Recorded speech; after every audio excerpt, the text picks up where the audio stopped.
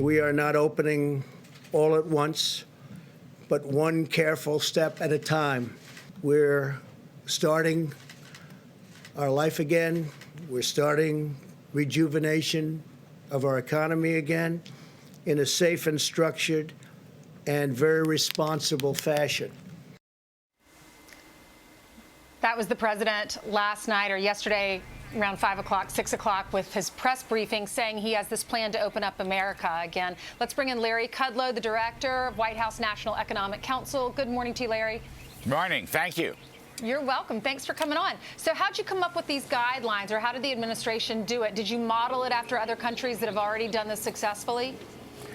Well, we sure looked at other countries, but we really worked carefully with our top health scientists, our doctors, the people that have been guiding us all along. And I want to emphasize that as the president laid out just in that clip, this will happen phase by phase. It'll be a gradual transition.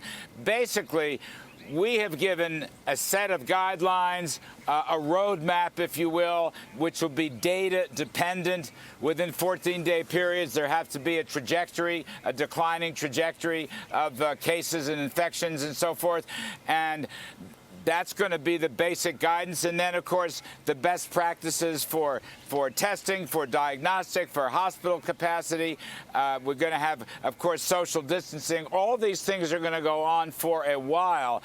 And we really have, I think, been a steady stream. Vice President Pence's group, the Viral Task Force, it's been a pretty steady stream to reach this conclusion. May will be a transition month, and hopefully America will get back to work. We need it, but it's got to be safe and secure. So, Larry, with your small business program, you had the Paycheck Protection Program, and it's out of money. And it went out of money Thursday night, might have even been Wednesday night. So why not give these people almost a promissory note? Why reject them so they go back and they say there's no money there? Because you know the money's going to get there with some backroom Senate deal. So why reject these people who have already been through so much? Well, look,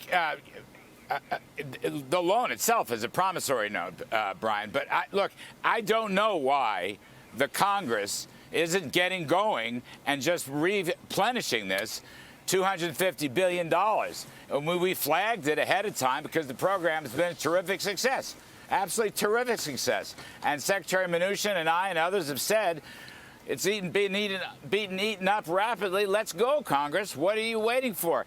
Unemployment insurance claims, Brian, as I'm sure you saw, 22 million in the last 4 weeks. Come on. 13.5% of the workforce is unemployed. It's not because of what they've done. It's not because of bad business decisions. It's not because workers are slackening off. They're not. It's because of the coronavirus. So what is the Congress waiting for? Let's get going. This thing should be done in a couple of hours and a voice vote today. Yeah.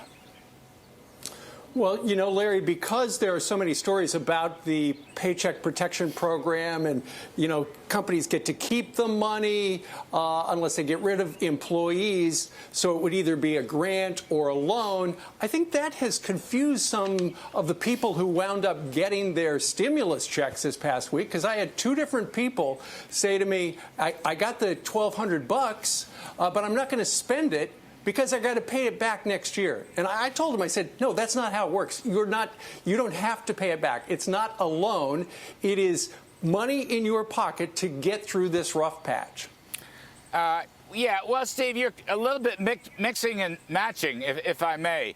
The PPP program for small business payroll protection, that's different than the direct checks. I thought you were describing the direct checks. Right, exactly, Larry. For $1,200 bucks. But people are hearing so many different stories about it. They have confused the stimulus check with the program for businesses.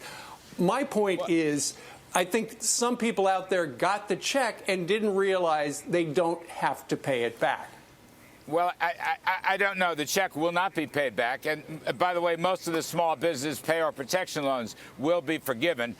So I think both are working. Look, those checks, direct deposit and other mechanisms, the direct checks they're going out. I mean, we started it, only took a couple weeks. I thought that was pretty good. It's a complicated program. You know, when you look at this thing all in, I mean, we're just trying to help folks get through basic daily necessities, individuals and families, and their kids are home, and you know the whole story as well as I do. So the point here is, we're helping 175 million people. It's a gargantuan number. It's the largest financial rescue package in American history. It's basically a Main Street, middle-class, blue-collar type package. Those are the folks who are getting it. The money is flowing. I'm just, you know, I don't have much hair up here. If I did, I'd be scratching my hair because I can't imagine why Congress is not replenishing this small loan program. It's absolutely fantastic. And now's the time.